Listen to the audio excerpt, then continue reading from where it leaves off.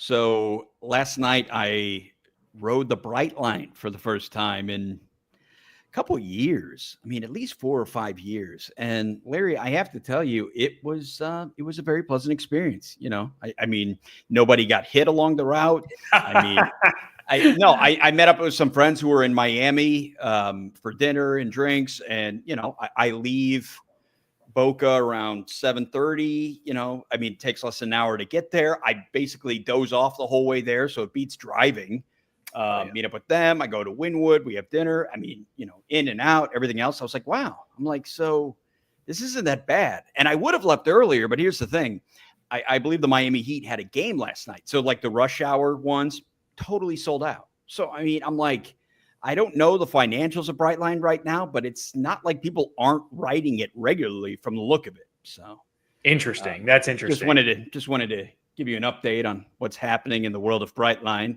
Did you drive, because you live real close to the station? You drove to the station, or did you get a free pickup or something? Oh, I didn't even. You know what? I didn't even think of that. So I could have technically, if I had planned it out early enough, gotten a free ride to the station. I'm pretty sure. His parking was like $15. I mean, so Oh, you did pay. Oh, that's interesting. Yeah, I parked in the garage. I didn't. Yeah, I didn't really know what to do there. No, I think that's true. I just didn't remember paying. That's interesting. Cool. Yeah. Well, I know. I was wondering because I remember the video from a year or two ago we did when you went there, and I was like, oh, I wonder if parking's free. No, it's not. Oh well. Maybe. I mean, that's I'm not gonna hold that one against them. I mean, the fact that I can park at Meissner Park for free, it feels like a bonus. That's true. That's true. I didn't feel the need for free parking that badly to go park there, though. I admit now the more I think about it, I'm like, God, I could have probably done that. Did you how did you have to pay for parking? I probably didn't pay and forgot to pay. Right? You just pull in. Well, this is I mean, they have they have a QR code. Yeah. You scan it. And then you put in the info and credit card, and then it checks and it keeps a running tab on how much it is. And as I drive out, I mean, you get a notification. I got an email like, oh, you parked here for this long. It's $15.50. And yeah, that was it. So I don't know how else it worked. I almost feel like, I was too lawful there, that maybe I could have gotten away with something. I'm not saying you should have. I'm just saying I probably forgot because I was probably on the phone while walking out of there and just didn't pay. There's been a bench warrant on you for the last 18 months. I hate to break it to you. Exactly. All right. So here we are once again tonight talking about downtown West Palm Beach, which I know we've discussed on this program before, that when you're driving towards West Palm, I mean, and this has been just over the past 3 or 4 years, probably, dating back to the last time I rode the Bright Line, like how much that skyline has changed. I mean, it's crazy. Anytime you're going up 95 and you're looking off to the east and you see that, right along the coast, it's like, wow, did I go to Fort Lauderdale? What's happening here? I mean, it's not that big just yet, but it really is on the rise. And it's something to behold. I mean, I know you've spent a little more time down there recently with some of your real estate transactions and stuff like that. What is your take anytime you're first getting near West Palm Beach? Well, just a comment, getting on the Bright Line in Boca and hitting West Palm Beach feels like you're just cruising to downtown Boca. It's so fast, right? Yeah. It's so efficient. It's so easy. Because what I like about the Bright Line access to West Palm over Miami is Bright Line's pretty condensed, or I'm sorry, downtown West Palm's pretty tight. So you can go right to everything right there, and you walk blocks and you're at the restaurant, the bars, the clubs, whatever you're going to. It's all there, which is pretty cool. So just to circle back to that, but yeah, I mean, West Palm, just like many other cities here in South Florida, are blowing up, and it's incredible. It's just constantly changing. And you bring up a great point too. One of the things that definitely makes Miami different versus some of the other places, I like I said, I went to Wynwood to have dinner. I mean, that's not exactly a walk or one that I feel brave enough to make, even if it was a little closer. But it is much more spread out. And I really like, not just for the convenience, but just kind of a whole community feeling that, you can just walk wherever you want to go. I mean, Boca Raton, you go towards downtown, you can just walk wherever you like. and not feel, worried about anything or like it's too far or my feet hurt or on and on and on. Have a bad experience, John? No, I'm just saying that, but I can just hear like the old people say like, I can't make it, which, I know if I live long enough, I'll be there too someday, but I'm just saying for now, it really hasn't been that bad. I see you carrying your date and her heels. Only to have her tell me like, hey, you're a really nice guy, but it's just not working. We'll save that one for another episode. Anywho, speaking of bad relationships, you may remember Tom Brady. He only won 7 Super Bowls over the course of his NFL career. He's pretty good. He used to be married to Gisele Bündchen, Brazilian supermodel. Yeah, they're not together anymore, and she got pregnant from her jiu-jitsu instructor. So, true story. Anyway, Tom Brady is quietly shopping his billionaire bunker Florida mansion. I know this isn't West Palm Beach, but, we kind of wanted to touch on some of the more interesting things that have been going on around South Florida lately first. $150 million, Indian Creek Island. Larry, prior to this, I was not totally familiar with Indian Creek Island. You ever been there? You hang out? I go and hang out there all the time. I'm just saying, I know you're quite the elite. Wow. But here's the thing, before we kind of rattle off some of the other details. Wait, now whose house is that? That's Tom's baby. That's Tom's? Jeez. If sold, this $150 million, if he gets that for it, if sold, the property would set a Miami home sales record, surpassing the previous mark of $107 million. That was by Ken Griffin back in 2022. And every time I say the name, I keep thinking sports. And I'm like, oh, Ken Griffey Jr.? Oh, no. Ken Griffin. Sorry. No. Anywho, that's a nice house. This is, it's all right. What did they say here? Let's see. So, they got bids up to 150 million. Right now, they're saying Brady built this 2-acre estate from scratch after buying the lot for 17 million in 2020 with his ex-wife. What a steal. Yeah, right. Sweet deal. Deal. Yeah. I can't imagine the construction cost on this. It'd be interesting to know, what they actually spent to build this thing. Yeah. Well, now, and if memory serves me correctly, when he first started playing for the Tampa Bay Buccaneers, he didn't even buy. He was renting one of Derek Jeter's places, I believe, in Tampa, or, that area. That makes sense. That makes sense for these guys to, because they don't know how long they're going to be anywhere, right? So, yeah. Right. I was going to say, up to that point, Brady had only played for one team. But for context, earlier you were saying, you're talking about Indian Creek Island. I mean, this is where Bezos had spent $230 million on properties in 2023, right? So this is like the spot for the elite, as you mentioned, which is pretty cool. Well, it's so funny because, I think about the billionaires or whatever you call it, in our neck of the woods, like in Manalapan, where we talk about like Steve Ross. I think Don King lives there, like a lot of other notable people. I want to say the late Jimmy Buffett was living there. So, I feel like these are natural rivals on opposite sides of South Florida. Well, I was just going to say, we're getting to some of the highest sales in Palm Beach County in a little bit. And they do, right. They compete with these numbers all day, right? So Palm Beach County's got the big sales too, just like Miami, and exactly where you mentioned, right? Mm-hmm. So, by the way, not to get off topic, but James L. Seed, our good friend, said that Brightline will pick you up within 5 miles. He thinks so. All right, I missed out, but maybe if I start traveling a little more, I'll be a little more cultured with this sort of thing. The funny thing about it too, it was one of those moments that actually for a moment I felt kind of old. Now, you know me well enough. Quietly, I've always thought of myself as kind of a techie guy, or at least somebody who's always been very knowledgeable and experienced in the technology world. Well, when you have your phone and you scan the QR code to get in, oh yeah, and I don't think this is my fault. I'm sorry, but it says you're supposed to have the brightness up to 100%, full, so that it reads it. And I'm like, and they're trying to rush me through as if there was like a big line behind me, and I'm like, and then I hit it, but the thing hasn't come on, and suddenly I feel like the grandma like wearing thick glasses, being like, okay, so what do I have to hit here to make this go? So anyway, thank you, James. That was an experience.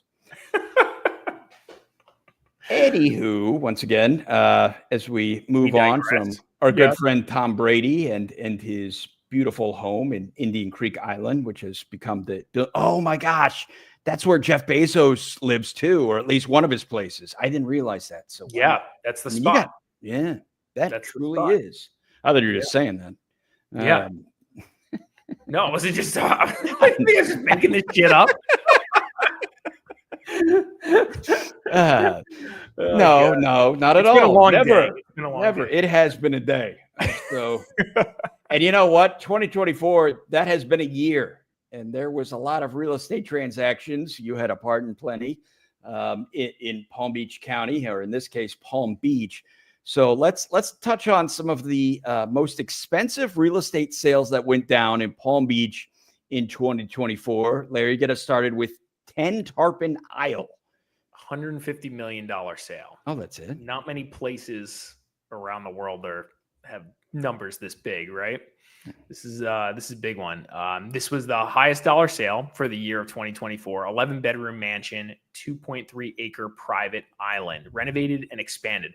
Actually, I know and collaborate with the developers that worked on this project, which is kind of interesting. And they were kind of filling me in on the deets just when we were chatting. But take a look at this. This is, I pulled it up on the MLS, $152 million, right?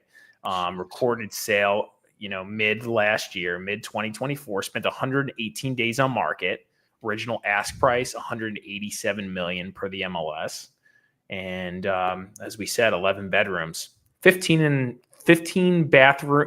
full baths and 7 half baths. Sorry, I had to stutter on that.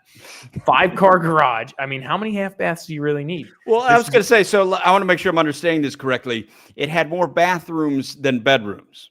And then it had almost the same, and then it had 7 additional half bathrooms. So they got bathrooms all over the place in this thing. So they're doing all right. I think that's a sign. This was built in 2023, they say, and 21,000 square foot home. So pretty big. Do you think it was designed by somebody with prostate issues? Could possibly be. Check this out though. Look at this. This is where it is. Okay, let me just zoom out. So Palm Beach Island, right? City Place, West Palm. So again, right here where all the billionaires hang. Worth Ave right here, right? So you can walk to Worth Ave. Pretty cool. And this is the location on its own.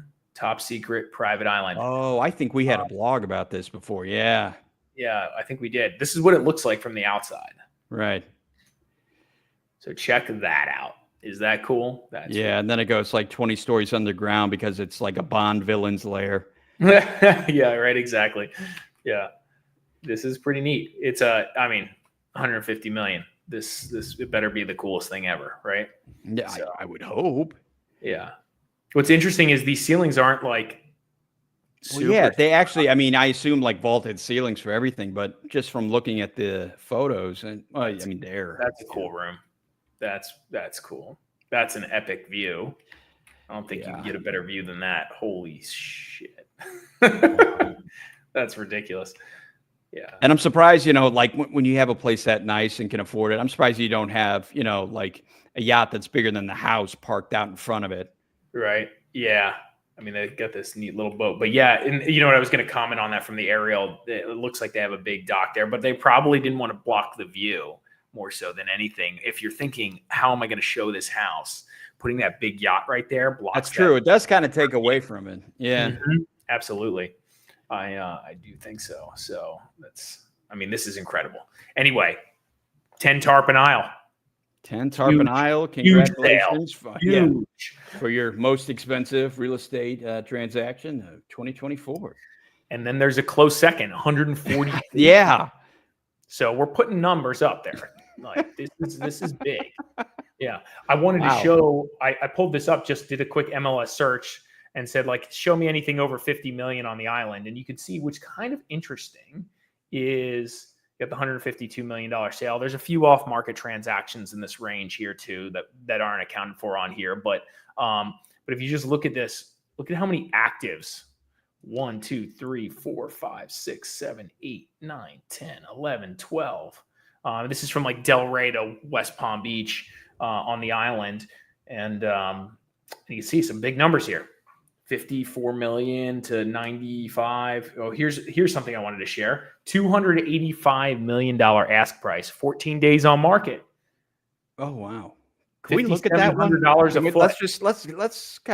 Let's take a look at that one. Let's just I want to see what a $250 million house looks like. So hold on, we'll pull up the map first. Here, where is it? Okay, so is this on Manalapan? Yeah, this is the Palm Beach County Billionaires Row. It's Jimmy Buffett's highway.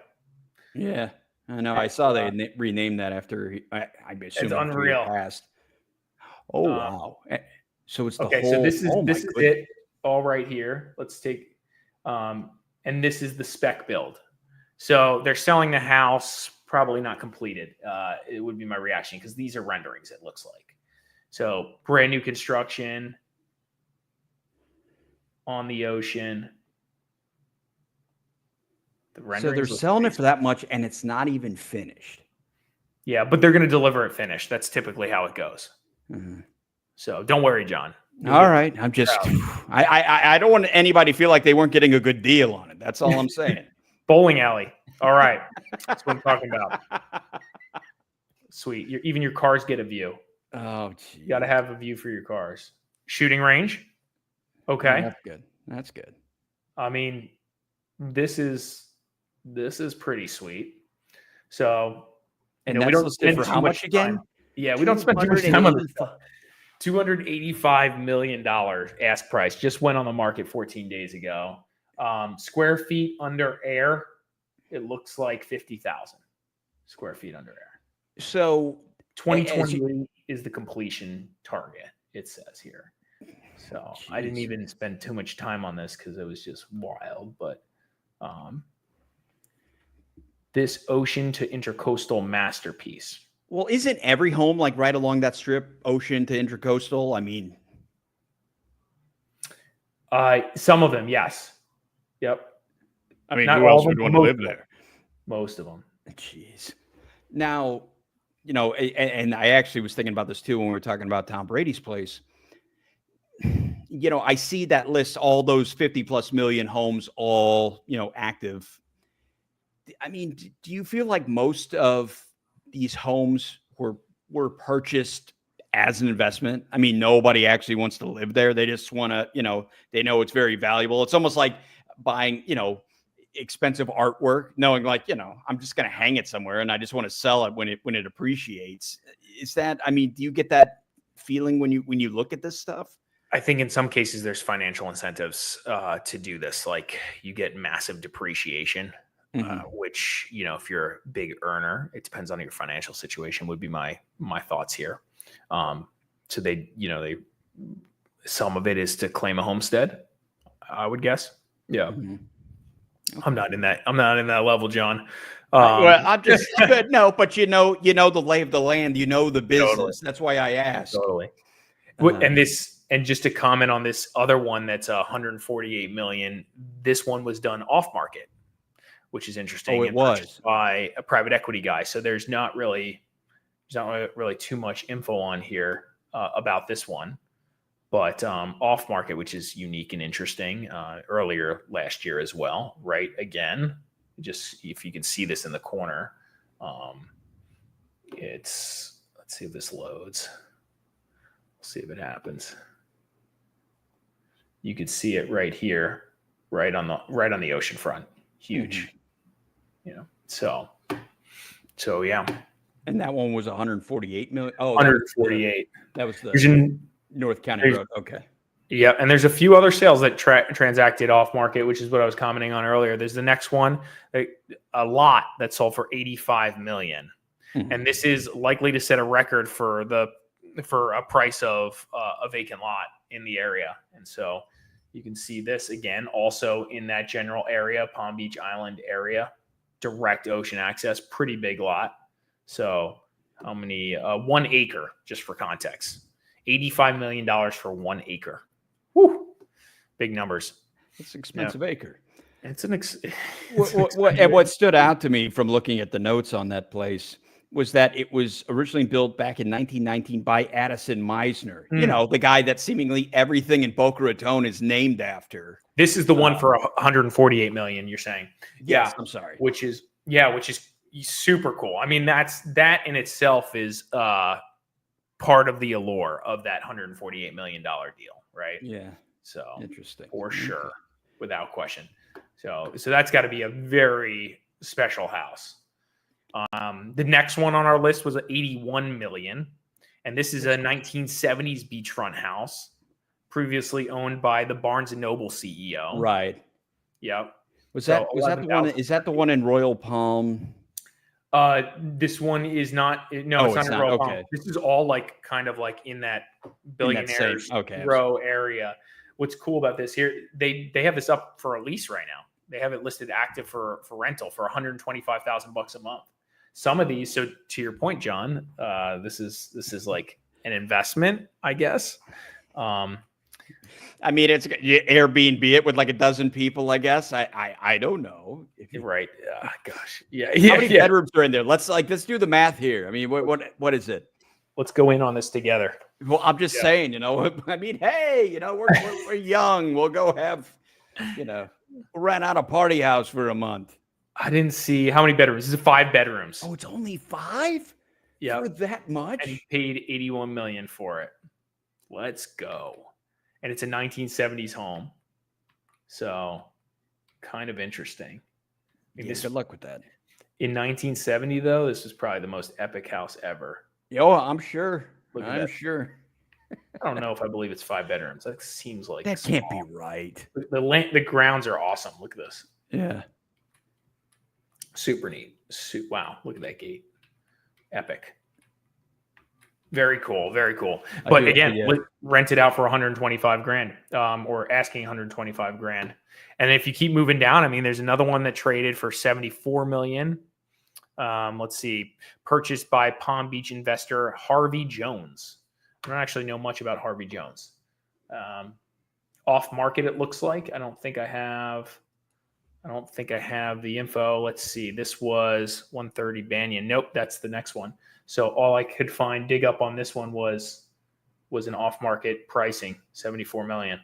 So good old Harvey. Well, I was gonna say, what leads people generally to do off market versus on market? Because, you know, we're talking about some pretty notable people that have been involved in a lot of these transactions, and some of them were, you know, publicly done. Other ones, you know, not so much. And I'm just like, is there benefits to keeping it off market versus doing it all on the MLS? Or I don't know. I'm still learning a lot of this. Just like in our world, you have select brokers that are doing a fair amount of business in a specific area, and they're working with buyers that maybe already have a preference of what they're looking for.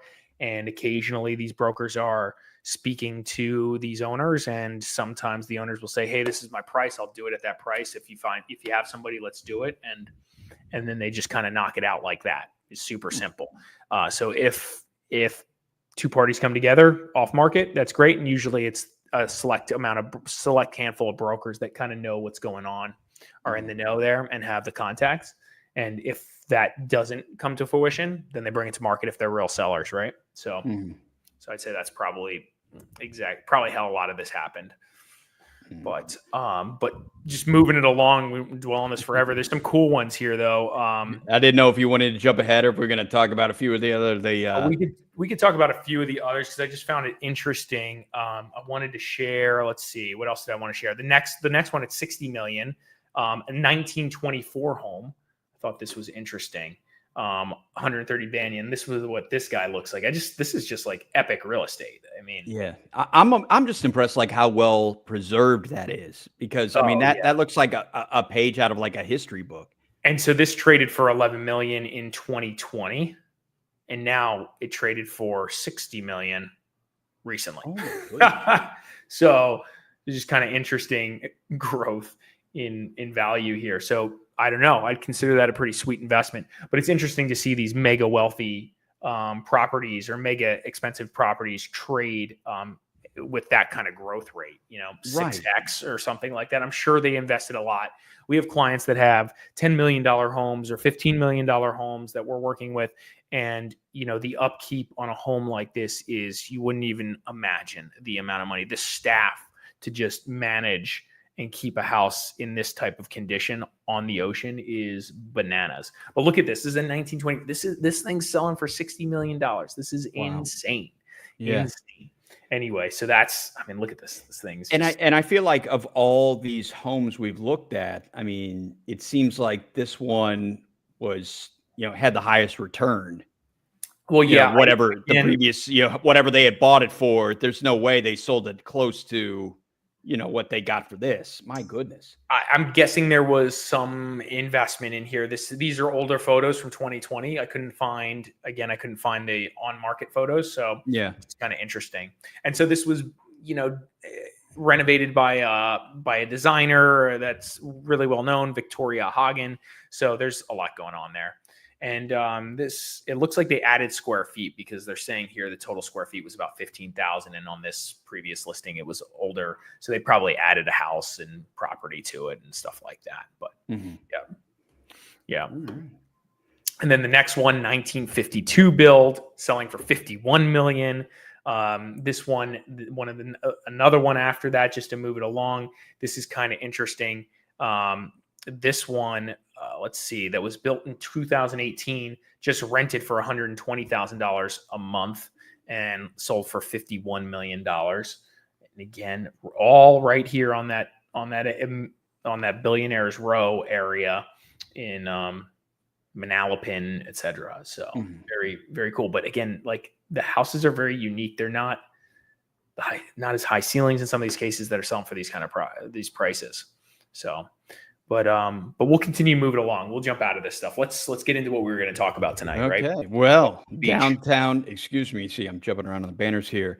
Downtown West Palm Beach, as you'll see, we'll be talking about a lot of things with West Palm, and frankly, there's been plenty to talk about with downtown West Palm Beach lately. As we were talking about, off air earlier with, Steve Ross, Jeff Green. My goodness, the kind of work they've done for this area in a relatively short amount of time is pretty remarkable. But yes, for anyone who sees us who's not familiar with West Palm Beach, it's right smack dab in the middle of Palm Beach County, just across the Intracoastal Waterway from Palm Beach Island. That's where you have like Mar-a-Lago, and the current president of the United States, spends a lot of his time there. There's a lot of interesting things about it. It's where, the county courthouse is. It's a very centralized location for so many of the activities in Palm Beach County in general. So, it's a nice place. It definitely is. I've certainly spent a fair amount of time there and was living in West Palm actually for a while. Yeah. Larry, what do you think about West Palm Beach? I think West Palm Beach has a potential to outperform some of the other markets in South Florida overall, specifically downtown in select areas, because of the massive investment and because it's from the billionaires and from other people moving and relocating to the area. And it's not Fort Lauderdale. It's not Miami. It's a tertiary city of the Miami market. And so this is where I think you can potentially find major growth over the next 10 years as the development continues here.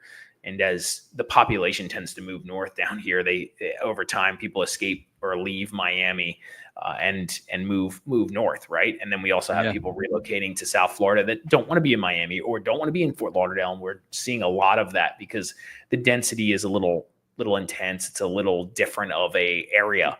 It's a very different vibe. I have to admit. Just being around it again, I'm like, gosh, yeah. It's the three cities. I like visiting, but I don't like. I wouldn't want to live there. Yeah, it's an interesting thing. There's three different cities with three completely different vibes. Yeah. Right. When we're talking major cities, right? And so West Palm Beach is unique. It has a lot of room to grow. which is why I think it has some strong upside long term if you're talking just real estate investment. So, yeah, I mean, we're primarily going to focus on just downtown, which is right here, right? But right. I mean, obviously the suburbs portion, and of course, Palm Beach Airport, which it's funny, anytime I go visit my folks, like I always drive by it, and it's always kind of weird, see the Trump's plane there, just because it's like, oh wow, that's Trump's plane. I forgot he lives here. That's right. Yeah. Well, I know it is. It's because you see it on the news and stuff. I mean, regardless of your political leanings, you're just kind of like, oh yeah, there's that. How about that? That's interesting though, that the population of downtown is approximately 124,000. I was like, I guess that's right. I mean, it would feel like if we're talking just the downtown, that would be, it's certainly smaller than the said Fort Lauderdale and Miami. It's also its own television market. It runs from basically Boca Raton is the southernmost portion of that market and runs up to, I believe, Port St. Lucie. I think it's like the northernmost, just to give you an idea how that works as far as local television. It was also, West Palm Beach was the first incorporated municipality in South Florida back in 1894. So for anybody keeping score, which is kind of interesting. The first, right? Right. That's what I'm saying. I mean, so, you had these establishments around the turn of the 20th century, and yet somehow Fort Lauderdale and Miami's growth just blew it away, at least, over the course of the 20th century. Yeah, this was in the 1920s. West Palm or Palm Beach, that area on the island specifically was a hotspot for wealthy people to vacation, right? Mm-hmm. So that's really what kind of started the West Palm era here. Expansion. So, yeah. And, like we were talking about, too, when you take the Bright Line up to West Palm Beach, it is nice that you can get off the Bright Line and you can walk right into downtown and everything there. It has a walkability score of 87. And it offers free travel services like Ride, WPC. You got the trolleys, which, they still have the trolleys, which anytime I'm going through like City Place and stuff like that, the trolleys, you see those. I think when I was getting drone shots there one time, I almost hit a trolley. So that was, but I got a great shot, going like right along the street, right along Clematis Street and all that. And then suddenly you see it and you're like, oh God. But yeah, so it's, it's very pleasant. It's not as intimidating if you're somebody who's really not into the urban scene. It is sort of a trade-off. It's smaller, but it can be very pleasant. Speaking of trolleys, I heard, other AI-driven cars are moving to South Florida as well soon. Ooh. Talking smack right now. I don't know exactly, but I think what is it? Whammo, the cars are moving. Who are you talking smack to? Like the human driving ones? Yeah, good point. I'm talking just nonsense. I don't have any valid. I need to be fact checked here. Right. Whammo. Yeah, that's what it is. Okay. Whammo I've heard has plans to come to South Florida. That'd be great. And you know what? And to be honest with you, I think that would be a perfect spot for it. Because again, it's not, you get traffic. I mean, everybody gets traffic, but it's just not so overwhelming that even the, AI, which we use that term so loosely. I mean, it's just a program that knows enough not to hit other cars or people. Could definitely get you around. So Waymo's coming to South Florida in 2026. I wonder how much did Elon have to do with that, especially if he was looking to buy that penthouse near downtown. There you go. Right. Yeah. What's up? I was just going to say, what's interesting, if you think about you were making a comment about it, it's a good location to bring driverless vehicles to. Another reason, if you lived in other parts of the country, there's not so many potholes in South Florida because there's not so much snow and ice and changing of temperature and like destroying the roads. So like driverless cars are a little bit more efficient here. It's so funny you say that because like City Place, for example, the streets are so nice that I can remember the first time that I drove my car down there, I thought I was like accidentally on a walkway or sidewalk that I was because it was like there wasn't a lot of people around. And I was like, oh God, am I even on a road right now? I mean, it's really nice. Yeah. It's good. And yeah. So let's bring those driverless cars. It's better than gravel. Yeah. That's why I bought a Tesla initially. I thought we were going to be here already. It's been 5 years. I'm so over driving. Considering how much multitasking we do and all that, and distracted drivers and everything else, that it's like, I'm totally cool. Like, just get me there. I gotta do things. I'd be perfectly fine. And then I know, I was gonna say, I know you'd benefit from it. I feel like I'm gonna get you killed. Well, it's talking about getting killed. Let's talk about the crime rate in West Palm Beach. Well, I'm running it along the ticker right now. You may notice the crime rate if you haven't seen it already. I find this actually kind of interesting. The violent crime rate is 6.91 per 1,000 residents, which is actually higher than the national average of 4 per 1,000. Now, my question with that is, are we accounting for every town, province everywhere, like every little town in America? Or are we talking about major cities? Because I don't know. I've been in enough major cities across the country. I'm like, West Palm Beach is actually pretty nice. It's one of the smaller major cities. It's like, I used to live in Tulsa, Oklahoma, for God's sakes, like downtown, comparable. It's a smaller metro area. I'm like, this is a very safe place. I feel I would agree. I would say this as an investor who invests in real estate in the West Palm Beach area and usually workforce housing / lower income stuff. I see my fair share of tough neighborhoods in West Palm, and West Palm has, outside of the core downtown, there are some, if not a lot, of areas that are lower income. Right? Yeah. Oh, yeah. Once you get like a Palm Beach Lakes, like when you go up, if you're heading eastbound, like on Okeechobee, and you go up like Palm Beach Lakes, and there's those big outlet malls and stuff. Yeah, it gets rough up there. It gets in a hurry, because I was working right by there for a while, and I was like, I need to go now. Yeah. But you see, I'm picturing like that immediate downtown with all, the beautiful skyline and everything. I'm just like, man, that's very clean. That surprised me. But if you incorporate that as well, okay, now it suddenly makes a little more sense. And I think this goes back to like where I think West Palm has a unique upside. I mean, the development is pushing out in that direction. It's cleaning up those neighborhoods, making them safer. Neighborhoods we own in that are really rough are right on the cusp of transitioning to something. You're like praying for it, like, please. Oh my gosh, yeah. It's true. It's true. When we bought in there in 2015 in those tougher markets or tougher neighborhoods. Oh wow! So you bought that long ago. Mm-hmm. We bought a lot of stuff, man. Yeah, and prices have dramatically changed since then. Obviously, everywhere.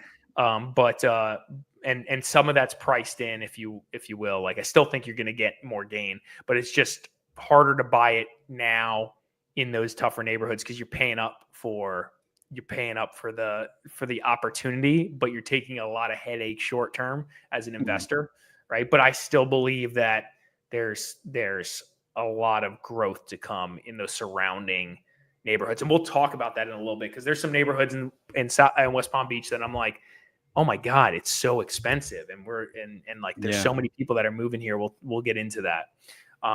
What did James just say? He said, James, I'll put it back up here. James was talking about how it used to be very scary 15 years ago. The growth has been incredible back, during James gangbanging days. But, he's cleaned up his act, and he's doing a lot of good things now. So, but it's true. If you get into the historic district, you should. Yeah, it's true. It is very nice. Yeah. All right. How about we talk about some of the dining and culinary options in the downtown West Palm Beach area? As mentioned, City Place, which I feel like has been renamed 3 times in just the short amount of time I've been here. It's really nice. I mean, it feels like you kind of took a portion of Palm Beach and put it into downtown West Palm. I mean, to me, that's what it feels like. Yeah, I mean, I've taken my parents out to dinner there, like for birthdays and stuff. It's a beautiful area. I agree, and it's just getting better because you have like all these new towers being built, all this new retail coming. Any of what once was, and I went to college here in 2005, and to James's point, like, we would go to downtown West Palm, maybe a little rougher, where the riffraff kind of comes in from outside the areas.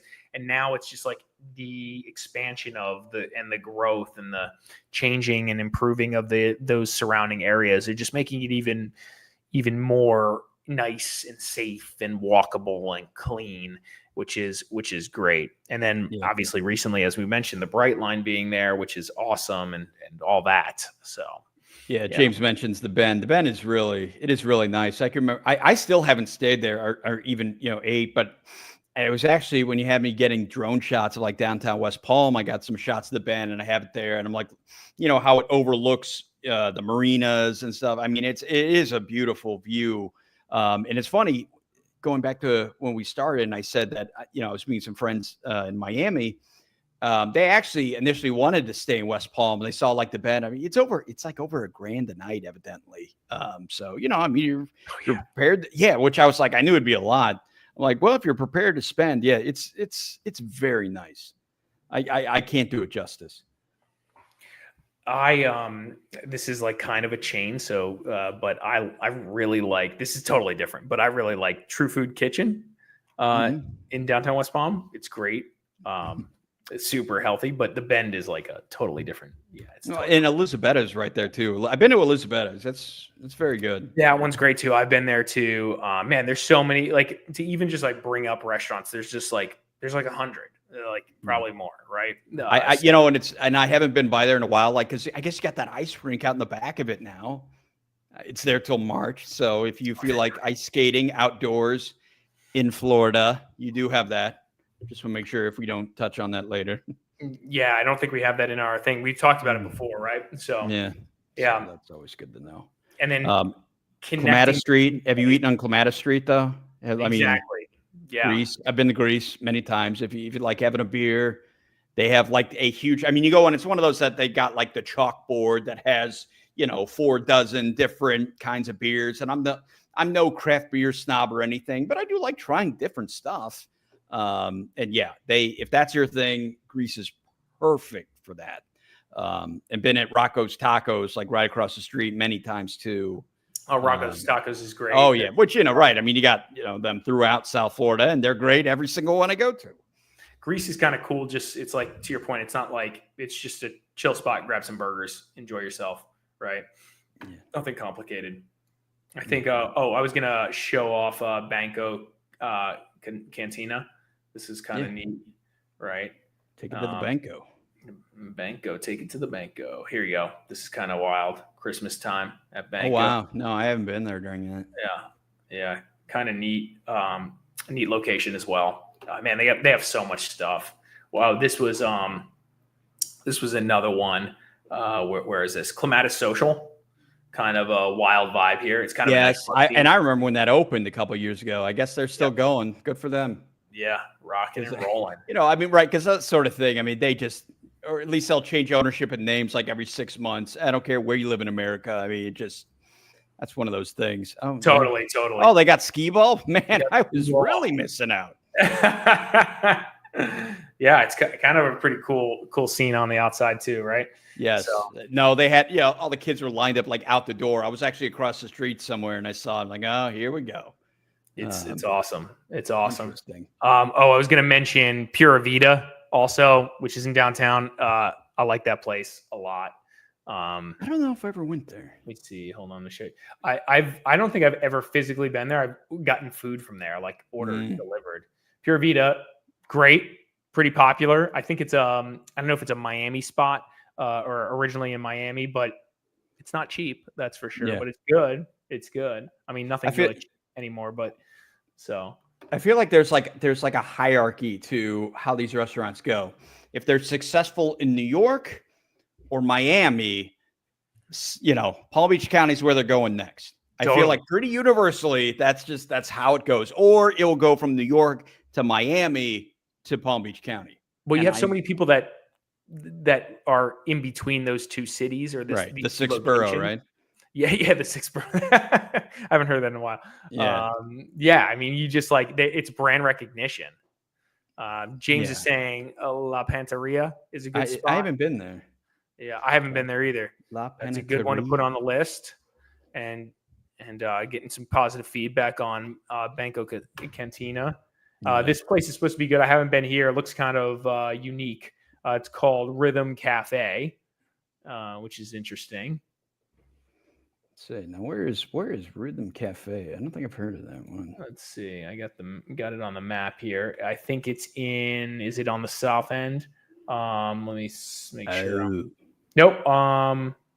Yeah, south. Yeah. So it's like close to El Cid, which we'll talk about in a minute, but on the south end of El Cid. There's some cool small restaurants like this, like just in these little storefronts in the El Cid area, just on the cool taco spots, etc. Right. Which is interesting because it's just different. El Cid is different from downtown, and we'll talk about that too. But El Cid is very popular, especially for, like, I know a lot of younger guys that have relocated from the New York area to the El Cid area, and they're pretty happy there. They like it. So it's a different vibe. It's cool. They have some nice apartment buildings in the area as well. So yeah. Gotcha. And if we're talking about drinking and happy hour, Blind Monk, right? I don't know if I'm trying to remember if I've ever been the Blind Monk, but yeah. This is the Blind Monk. It has good food too. Like, it's not just a brewery type spot. I mean, they got it going on. So yeah. So that's a good option too. Let's see. Do I have anything else on the list for that? Oh, what I was going to, you and I were talking about this earlier. Okeechobee Steakhouse. Yes. Oh, that's right. Yeah. Which, I mean, it's kind of outside downtown. I mean, basically, if you're, let's pretend for a moment you're downtown and you're heading westbound on Okeechobee. It's kind of right there at Palm Beach Lakes, that intersection.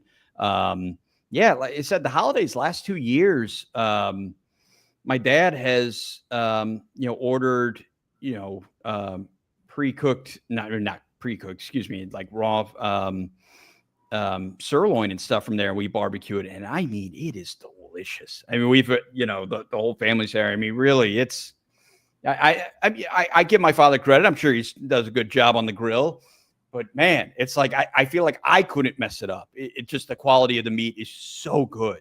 Oh man. I got to go eat. I'll be back. Yeah. Dude, this place is great. Yeah. It's like, to your point, it's kind of like in a random location, but it's been there for, I think it says somewhere around here, it's been there for 76 years, or like, I don't know, somewhere in that space, 75 to 100 years. They built all around it. Yeah. Yeah. Which is wild. So it's outside the area. And I have family that like will make a reservation and we'll go from Boca all the way up there to the steakhouse. And they're like all in on this, and it's great. I do agree. It's awesome. It's just so unique of a location compared to like, it's just kind of in the middle of, it's just very like, 3,000 plus reviews. Clearly they've been there forever. It's just very interesting. So yeah, that's a little download on, interesting spots in the area. As far as food goes, let's talk about where we were talking about earlier, south of downtown, Antique Row, which is super unique, right? Mm-hmm. Shopping. Yes. Yeah. Shopping. I haven't spent a lot of time in Antique Row. You're there every weekend, I heard. Antique. I thought we weren't going to talk about that.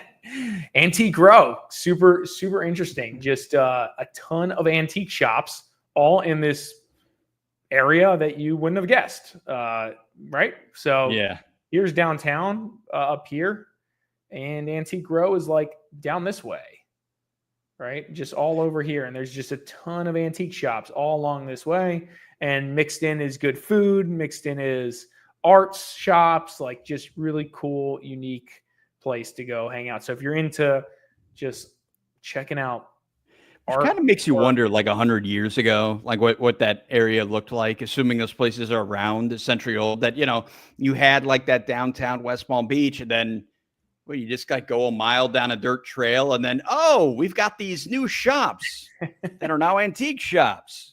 I think how this stuff comes about is it's like the cheap area where just for some reason you get a few people that have shops, and then other people build shops around, and then it creates this like snowball effect where everybody's like, now this is where I should be if I'm selling antiques, and then other antiquers show up or whatever it is, right?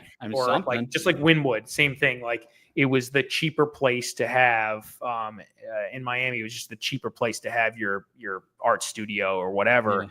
And then all of a sudden it becomes this artistic area. And so this is kind of what I think has happened over here. But, you know, and then eventually everything gets super expensive because it tends to improve the area and people like the eclectic feel. And so that's what you're getting. This is not Wynwood by any means, like even remotely close, right? It's just a strip here with a bunch of shops. And then there's a whole bunch of residential, which is wild. Like to the east is, you know, you got, you know, 10, 15, $30 million homes. And then in between here, there's $1 million homes that look like they're, you know, anywhere else in the world, you'd pay $200,000 for them. And then same for over here, you know, actually I wanted to show this when we were talking about it. Where is El Cid?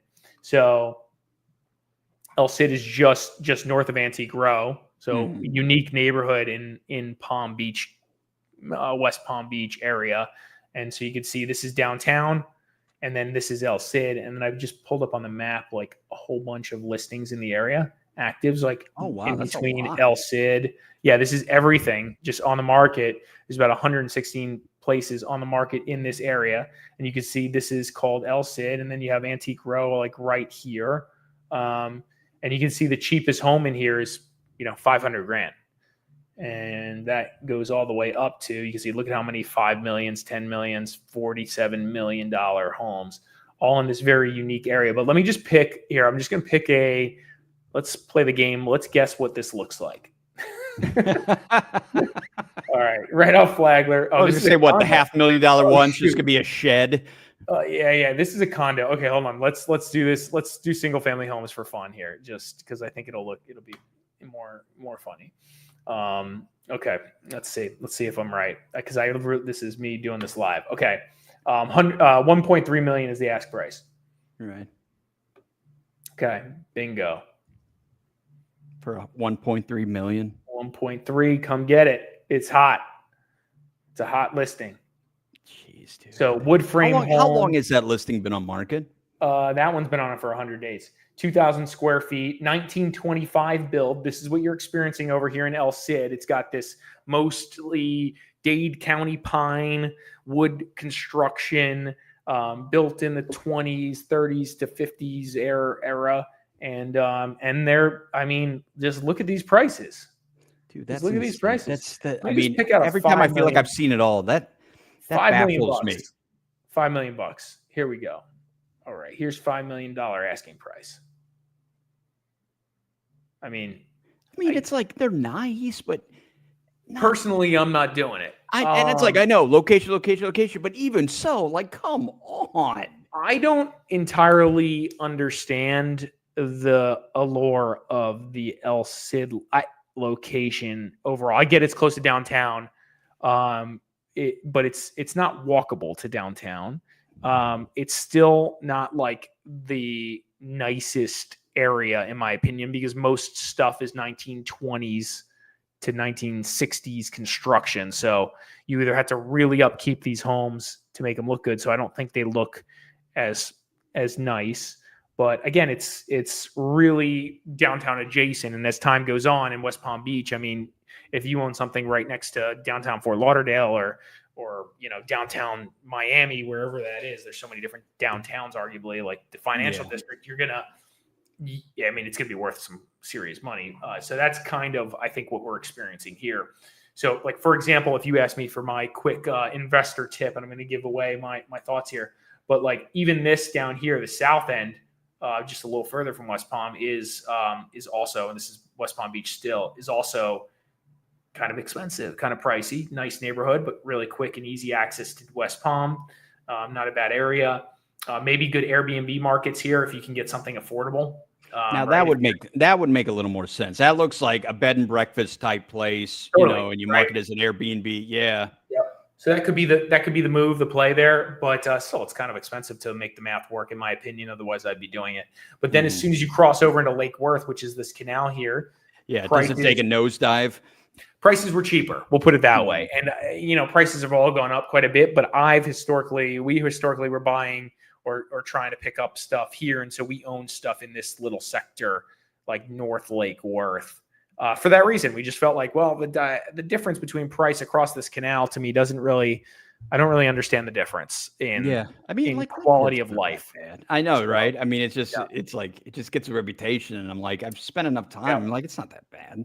Yeah. So anyway, long story short, this is El Cid. El Cid's expensive, cool neighborhood. You have Elon Musk was looking at buying something right here. That's El true. Cid is right here, and he was looking at it makes you like towers over. Yeah, he would be the king of El Cid. Also, what's weird on some level on these areas here is like this home's, hold on, what's this home? This home's probably the $40 million home, right? Like, okay, $34 million. Like that, I understand. Okay, $34 million and then $2 million. So like the difference is pretty wild, right? So it's kind of it's a weird, we've worked on listings in these areas here in the past where I represented some clients that we brought into some of these listings.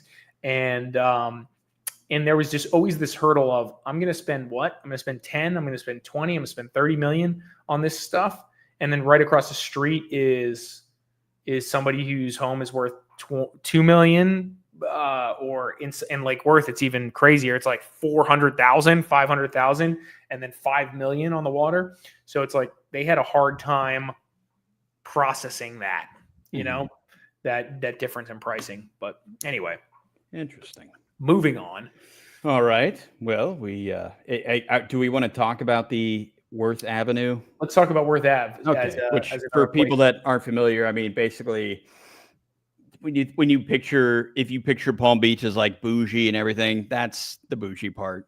The especially bougie part. The bougiest. Yes. Of bougie. Well, like for example, when I went to LA for the first time, all you see on TV over the years is like, Beverly Hills and all that, which I know is very nice. I didn't get to see much of it, but it's like, you see Hollywood. Hollywood's a dump, but it's like, it's just not at all what you picture. It kind of reminded me too, 5-6 years ago, they're building the backstory on the Netflix documentary for Epstein, who, lived in Palm Beach. And they show Palm Beach and it's so nice and everything. And then it shows across to West Palm Beach and it looks like the hoodiest of hoods. And I'm like, and I just moved to West Palm Beach and stuff. I'm like, okay, I've lived in some bad areas. This is not that bad. I'm like, you're kidding me. This isn't even right. But yeah, so, and then you see like Worth Avenue and stuff and you're like, all right, that is pretty nice. I get it. Yeah, so Worth Ave is, it has the bougiest shops, the coolest, most expensive everything. Yeah. That's just the gist.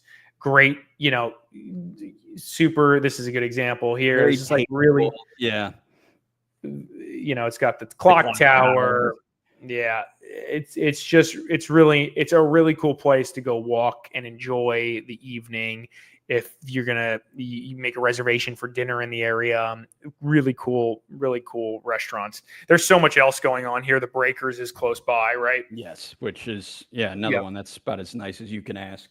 Yeah, exactly. A super unique, old school feel with the coral and the stone and everything that's going on there, right? And right. I mean, it really is kind of a microcosm of the whole feel of Palm Beach. Yeah. Yeah. And that's what you get by, when you go to this unique area here. So cool place to just kind of walk around and take it all in for a night or, late evening lunch, whatever. So cool. That's Worth Ave. So there's also other things to do in downtown West Palm Beach or around it. Norton Museum of Art, which I know I've been by it several times. I don't know if I would necessarily, it's kind of downtown. That's a pretty new place. I actually haven't been there. What do you know about it? I remember when it opened a few years ago. I think it did, or at least it got a heck of a facelift. Yeah, I'm thinking the right place. No, they always have all kinds of huge exhibits going on and stuff. It's a beautiful little thing they have there. No, so if you're into art and exhibits and everything, it's it's kind of what you would expect when you want to see like a fancy art gallery and that sort of thing. So yeah, I would just say there's so many other things, and we'll touch on them real quick here since we're running out of time.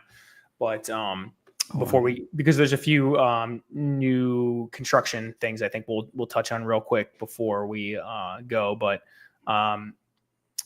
what do we have here? We have the amphitheater. The Meyer Amphitheater too. Yeah, I mean, you have like kind of a lot of notable spots in a very small area. Yeah. I mean, because you got that, and like the Kravis Center is not very far from it. I mean, you could literally walk to it, and I mean, they have huge acts. This goes back to how like walkable it is. Like if you really land in the Bright Line, which is like, where's the Bright Line? It's like right where the heck is it? It's you got the amphitheater right there, which is on the water, right? Which is kind of wild. And then, I mean, you could take the Bright Line. Where is it at? There you go, bingo. Like, and you can literally, I mean, this is 3-4 blocks that way, City Place, 2 blocks, 3 blocks that way, and everything is literally in this like square.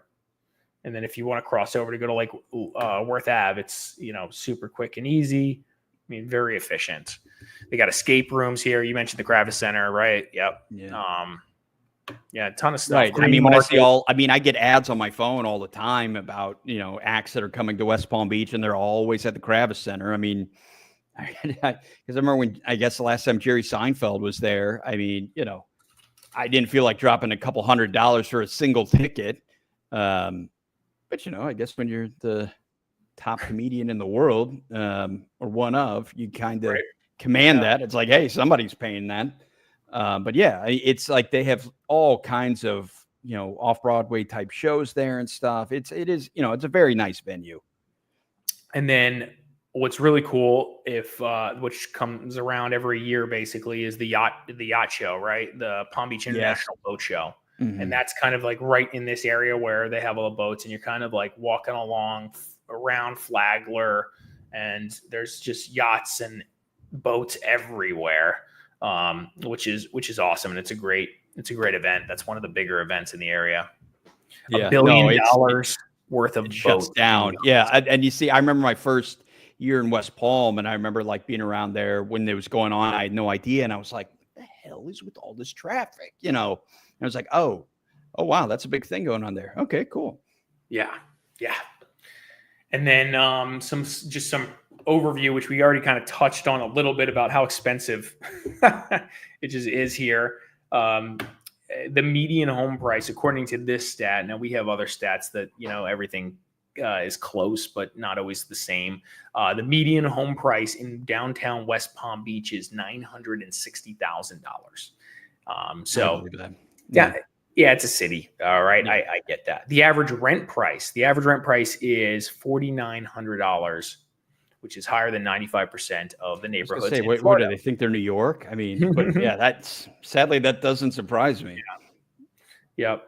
So that's those are some fun facts. $4,900. Wow, jeez. Yeah, that's downtown. So Yeah, but even so, I mean, it's so steep. Florida used to be this place where we could say, oh, things are cheap. I remember 15, 20 years ago, I had friends that were going to school and living in New York, and they'd come down here and be like, oh my God, this place is great. Everything's so cheap.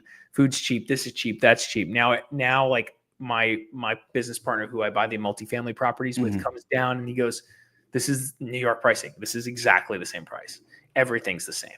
Nothing is different anymore. So the prices in South Florida are like you just said, the sixth borough, right? Yeah. So, yeah. All right. Yep. So boy, we touched on a lot of things. I feel like we could have even gotten to more, because it kind of emphasizes the point that there's a lot happening with West Palm Beach. I mean, particularly in the downtown area and stuff. But if you haven't been there already and you're around, it's definitely worth checking out. I mean, there's so many things going on. You can make a day out of it. You can make a week out of it. So I highly recommend downtown West Palm. And if you're considering places to relocate to, or if you're holding property there now, it's not, I really believe, and there's a number of things we didn't get into. We've talked on other YouTube lives about that, really would motivate me to choose this as a location to hold property in for the long term. I mean, absolutely. You have the related Ross, right? Over here. I mean, the Vanderbilt satellite grad campus coming. I mean, there's so many things that just in the next couple of years that it's already, put into motion that it makes it one of the more interesting places in the entire country, really. Huge financial companies setting up offices here, Goldman Sachs, JP Morgan Chase, Point72. We can go down the list, right? Which is interesting. And then you have developments that we didn't even talk about, like Nora District, which is like mixed use project, right? I mean, that is just yet another unreal project. And this isn't even one of the billionaires that were pushing this one. This is just other, tertiary outside parties that came in and did this project. And this one's one of the more epic developments in the area right now. And that's saying a lot because shoot, there's so many big projects between Jeff Green, Steve Ross, go down the list, right? Yeah, I was gonna say it, right, and everybody else. But I guess maybe we may have to talk about it again next weekend. Week, excuse me. So a lot of good stuff. All right, Larry, I'm glad we talked. Are we going to get into the Nora District, or are we going to save that for another day? Let's save it for another day. We're done. All right. On behalf of Larry Mastropieri, broker owner of the Mastropieri Group, based right here in South Florida, I'm John Laws of Discover South Florida. Thanks everyone for tuning in, and we'll see you at the same time next week. Have a great night.